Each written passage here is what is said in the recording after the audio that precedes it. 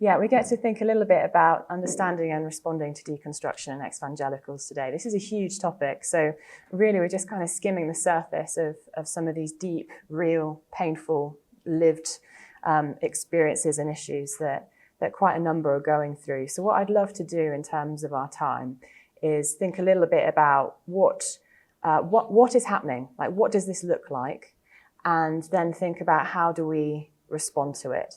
And we'll think a little bit about why along the way, but mainly I just want to look at what it is, a little bit why it's going on, and then how do we respond to it? What does that look like for us?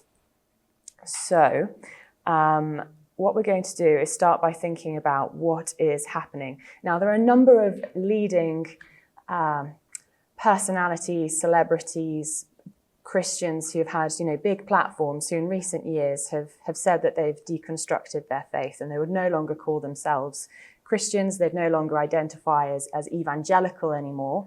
They're these people who've basically said, no, I'm leaving these beliefs behind and I'm now either going on to different or other religions or no religion.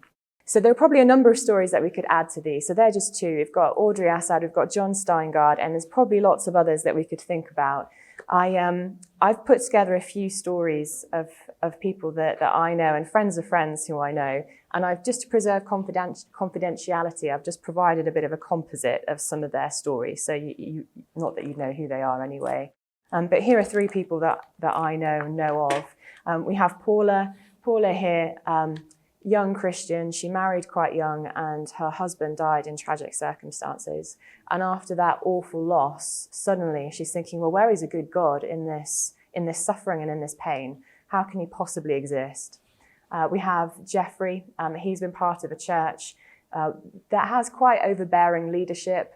There are lots of overstatements about truth claims and there's no real room for flexibility. And so he's now wondering, well, what does it look like for me to be a Christian when these people are preaching about forgiveness of sins, and yet in their day-to-day leadership and in their lifestyles, they seem to be compounding that sin and seem to be perpetuating it actually, rather than living a life of repentance and faith. And so there's this discontinuity, there's almost this cognitive dissonance between what you know to be true of who Jesus is and then how you're experiencing Christ lived out in the community, in the local church.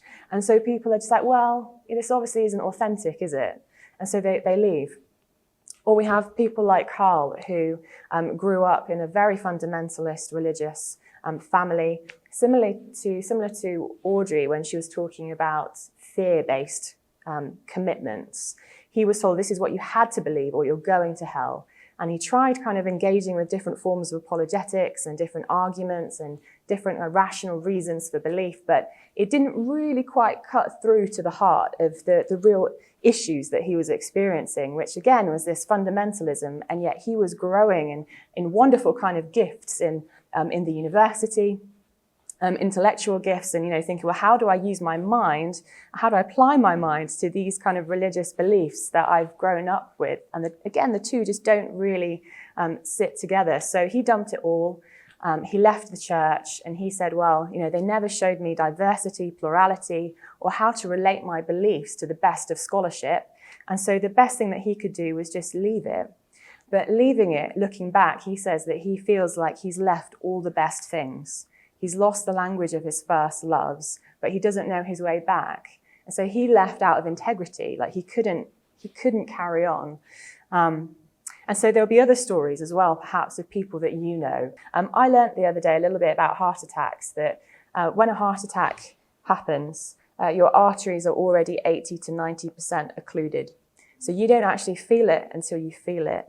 And I think it's similar for those who are walking away from the church. You don't actually realize that you're having a faith attack until you're feeling it. And then you realize that you didn't have the resources to be able to actually engage with meaningfully the questions, the dissonance, the pain that you're going through. It leads to a faith attack. And what that can produce is just this profound sense of disorientation. And I wonder if we've kind of felt this in our own lives as well, this profound sense of disorientation when it might be like Paula, when suffering happens and you're suddenly thinking, how do I hold these two things together, my belief in God and also what has happened over here? How can God be good in the midst of this? Or, you can think of for others who are thinking, well, how do I actually apply the best of scholarship to what I'm learning over here? Because what I'm learning over here seems quite naive and simplified and reductionistic and limiting.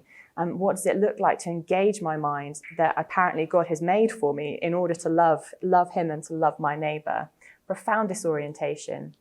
There's something that a guy called Mark Gregory Karras has put together. And what he's done is he's looked at the process of deconstruction, and particularly the deconstructive stage. And he's looked at the emotional and social aspects that you experience through the faith journey, so particularly on the deconstruction phase.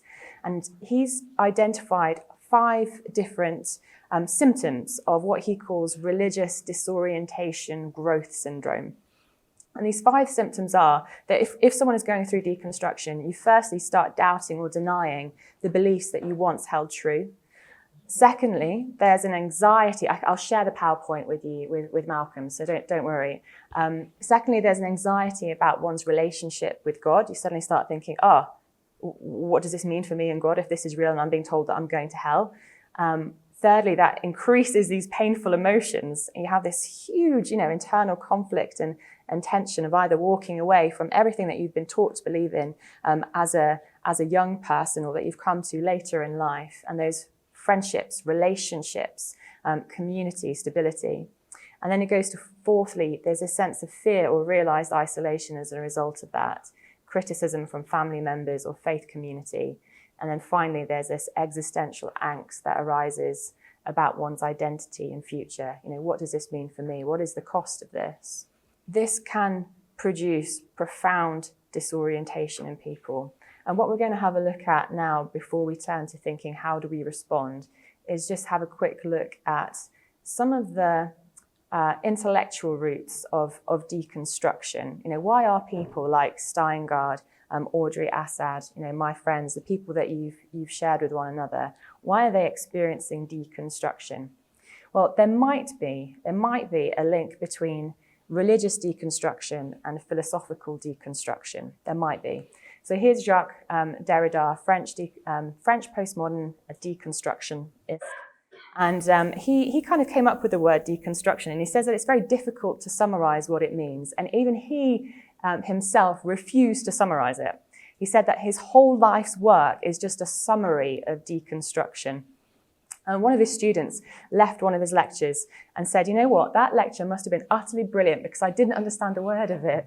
So if you think you've understood Derrida, you probably haven't. And in a way, that's part of his beauty. And what Derrida is doing is he is critiquing modernity. He isn't critiquing Christianity, he's critiquing modernity and the particular one-size-fits-all methods that are usually applied to different situations that the modern thinkers developed. And he says, well, that can't be right, because we're all different people, we all have different perspectives, we all have different interpretations of things. And so what Derrida has come to be known as is saying a few of these things. So it does start with saying that God doesn't exist. There is no ultimate author, there's no author in the world in reality, and therefore there's also no author in the text. Because if you're reading someone who wrote something 20, 30 years ago, you don't know them, you don't know what they're going through, you don't know what their world was like. And so what you have to do is kind of, at best, approximate what the meaning is in the text, because there is no fixed meaning. There's no moral absolutes. Truth is a construct. So there's no meaning outside the text, there's no meaning inside the text. We all have these different scripts. So it's no longer a view like modernity would uphold, that there is this one script, there's this big overarching meta-narrative by which we all live our lives, that there is a creation, there's beginnings, there's purpose, there's meanings, there's telos, there's ends, there's goals. The deconstructionists, postmodernists, the masters of suspicion kind of start to chip away at that, because they're seeing that, like some of the religious deconstructionists, that if you're having an overstatement of truth and saying this is what truth looks like, is this intellectual assent to these propositional statements, well, what room does that leave for me and for my life and my subjectivity and my questions and my concerns and how I come to know what is true? So in some ways, Derrida has come to be known as someone who's basically demolished kind of absolute truth claims. But I think if we have a bit more of a careful reading of him, he can be a very good friend in helping us think through the impulse to religiously deconstruct. even if we don't land on all of these conclusions. He's identified something quite important here, I think. So deconstruction, this is probably where, you have Steingart and Assad who would agree with this form of philosophical deconstruction, where if you have a text that is setting itself up to provide a total solution, then it has to contain some kind of irreconcilable and contradictory meanings. So you get Steingart, who I think in another interview, he says, I was reading the Bible, and then suddenly I learned that the Bible that I'm reading in English has no bearing on the original kind of Hebrew text in which it was originally written.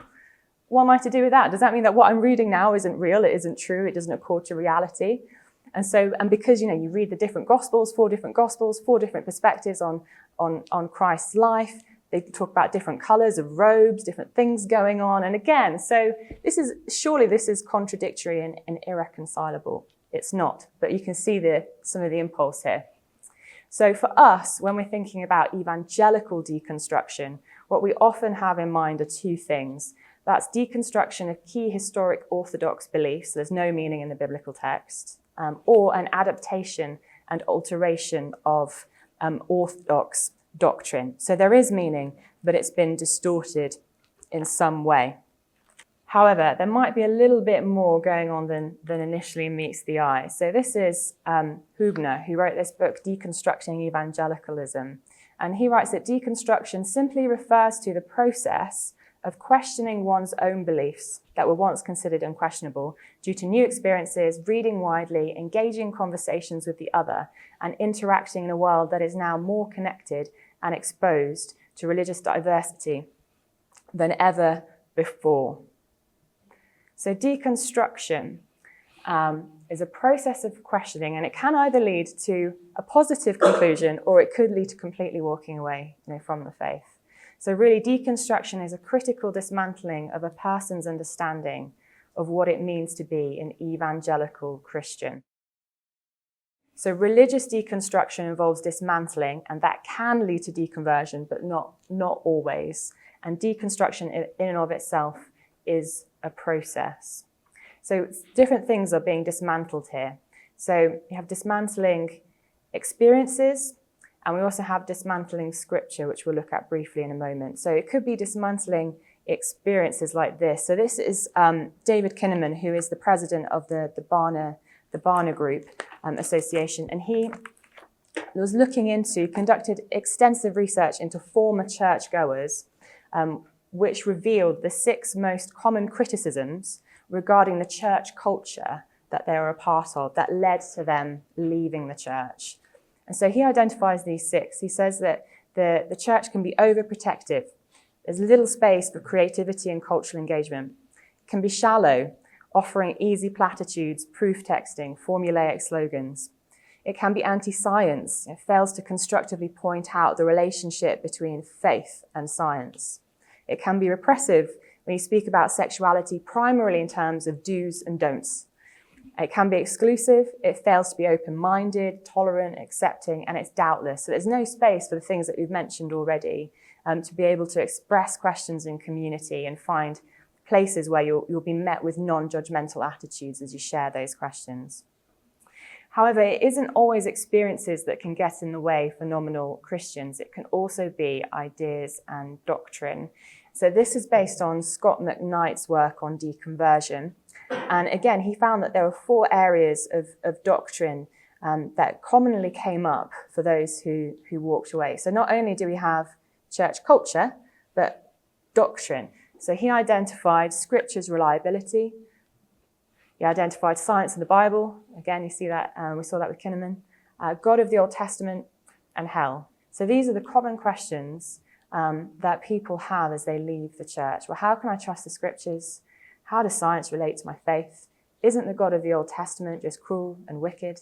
And hell. What about my dear friend who I've loved for so long? Are you really telling me that this is a God of justice who sends someone to hell? So these are big, important questions. One missiologist said that interviews with people who have left the faith suggest that generally they don't abandon Christianity by accident. It's not an accident that they leave. There are other things that are going on here. just to give us a bit of a break before we think about responding, why do you think this is happening? So if these are some of the things, they've got, culture, we've got doctrine, and these things feed into deconstruction. Why do you think evangelicals and others are dismantling their faith? What do you think are some common reasons? Why? What is setting them up to walk away? Here are a few that I've thought of, and I think what you've just mentioned, Malcolm, is that disappointment and pain. It's not outright abuse, it's not toxic culture, it's an unmet expectation of a church, and profound disappointment, and a sense of, okay, still, what do I do with this? So that's a big one. And we mentioned things like intellectual theological curiosity. It can be difficult to think about what does differentiation look like, which is that deconstruction is usually a natural, normal part of development and maturity. It's a way of finding our identity in Christ, but apart from our parents. So for many, when you have a significant shift in life stage, like you go to university, or you start a new job, or you move house, or you get married, you suddenly start to think, well, is this faith really my own? And what does this mean for me? Discipleship, a lack of, these are some of the things we've already mentioned. And it can be very positive, and they're wanting to live authentically and with integrity, and feel like they cannot live with integrity and continue to go to church and continue to be part of those communities, and that's why they leave. And some of that, I think, is due to how we view belief formation and ongoing knowing, what that looks like. This is from an extract from the Mars Hill podcast. I don't know if you listen to this in the wake of some of the church abuse scandals. And he said this: we should all be deconstructing our faith. We better do it, because our faith becomes a culture so webbed into the purity of truth that it's hard to separate the two. And we better do some deconstructing, or we find ourselves again and again in these sad places. And so often what happens is our culture becomes synonymous with the truth. And if we don't know how to disentangle those two things, if the culture disappoints you, or it's genuinely abusive and you have to leave to save your life, then you're gonna throw truth claims, you're going to throw the person of Christ out with that, because the two have been so tightly interwoven. But it can be very positive. So deconstructing can be the road towards reconstructing, towards building a more mature, robust faith that grapples with the deepest questions of life. How do we respond? So how do we build churches and communities where it's less likely that someone will deconstruct? Or how do we guard against it in an unnecessary way, and encourage a healthier form of deconstruction? So here are some things that, some ideas that I had, and you can add to these and see what you make of them. So I would have gone through these one by one, but here we go. A bit overwhelming, but we've got differentiation and meaning making. So picking up on things that we talked about earlier on, how might we respond? Is basically, how do we help people to own their beliefs? So this is thinking about, how do we come to know what is true? What does that look like? And part of what I think that looks like is this. So there's this book, When Everything's on Fire, by Brian Zahnd. And what he does is he picks up on the issue of knowing, and how often when we think about coming to know our beliefs and holding them, we don't have a very good way of thinking about knowing. So he basically describes knowing in 3 stages. You know something, you unknow that something, and then there's new knowing. And this is not a defect, it's not a bug, this is by design, this is a feature, that there are things that we know to be true. We know that Christ has died for us, but in what that looks like in community, or when we have different questions, there might be things that we've learned about that we then have to unpick carefully as a result of being brought up in a fundamentalist background like Carl, or when we're going through suffering and we had a particular view of God, that was presented to us from the scriptures, and it doesn't quite sit, and you've got the emotional pain, everything that goes with it. But that can lead to new knowing. You build back better, you're building back stronger. Integration and flexibility, how do we integrate spiritual practices? So what does it look like as embodied creatures, not just like minds on sticks, to enjoy our life with the Lord and to cultivate practices of goodness and joy and hope? So one of the things that's helped Carl is to meet with his friend. They talk once a week on Zoom, and they go through the Lectio Divina together. And this kind of embodied, regular practice is really giving his heart hope again, as there's room to breathe. And so that's a regular practice that they do. Another thing is boundaries. So often when those are deconstructing, there's a tendency to really dislike boundaries and to isolate themselves, or for beliefs to be quite isolated from others. And I was reading a book called The Boundaryless Organization, and it talks about how do you create cultures or organizations where you have both structure, boundaries, but also permeability. There's ability to be able to learn from the best of scholarship outside. And a cell has a membrane which protects it. We need that boundary, but it's permeable. So you can actually soak up nutrients from within the community and from the world that God has made for us. And so I think this is a really good kind of illustration for us as we think about what that looks like. And if we, going to scriptures and thinking about Paul's advice to the Corinthians, there are commands, there are concessions, there are personal opinions. And he differentiates between those. It's not always command. This is what you must do, must believe. To some he says, you know what? You should stop sleeping with your mother-in-law. But to others he says, actually it's okay if your husband, if you're married and you come to faith, you ought not to divorce your married partner. There's that kind of flexibility within the boundaries of Christian orthodox belief. So what does that look like for us to develop that kind of permeability within those boundaries? Trust and patience, again, is a huge one. We often assume that a compassionate God is obliged to alleviate suffering instantly. So what does it look like for us to wait well and to walk well with others as they are going through this? So again, they have the power of prayer there and just God's redeeming power in all of this. That, again, think about when Jesus says to his disciples, he directs it to Simon, but he's saying to all of them, Satan has asked to sift you like wheat, but I'm praying that your faith will not shake, that it will stand firm. And so there, you have God is actually allowing Satan in a negative way to sift them, to deconstruct their faith, to dissolve it in some ways. And yet Jesus is praying for them that they'll stand firm. And Peter does, and he comes back stronger, having built a faith that actually sees Christ in the storms of life. And even as he has sinned and denied Christ and says, you know what, I don't want anything more to do with him for all sorts of reasons, he comes back. So God's power to redeem in these situations is magnificent. So just a final thought from me is I was reading Rainer Maria Rilke, this Austrian poet, and he just beautifully says this. He says, be patient toward all that is unresolved in your heart and try to love the questions themselves, like locked rooms and like books that are now written in a very foreign tongue. Do not now seek the answers which cannot be given to you because you would not be able to live them. The point is to live everything. Live the questions now. Perhaps you'll then gradually, without noticing it, live along some distant day into the answer. So how do we, to your question, how do we live with the rising kind of tensions that we experience? How do we be patient towards all that is unresolved in our hearts? We are on the rock of Christ. He is the one who is immovable. The house is, built in all sorts of ways, but built on the rock. That is a steady, sure foundation. And so we can live along the questions into the answers, which may not happen immediately. So maybe just to finish now, maybe just take a moment and think about your friends. And if there's anything helpful from what we've just shared that might help, speak into their situation.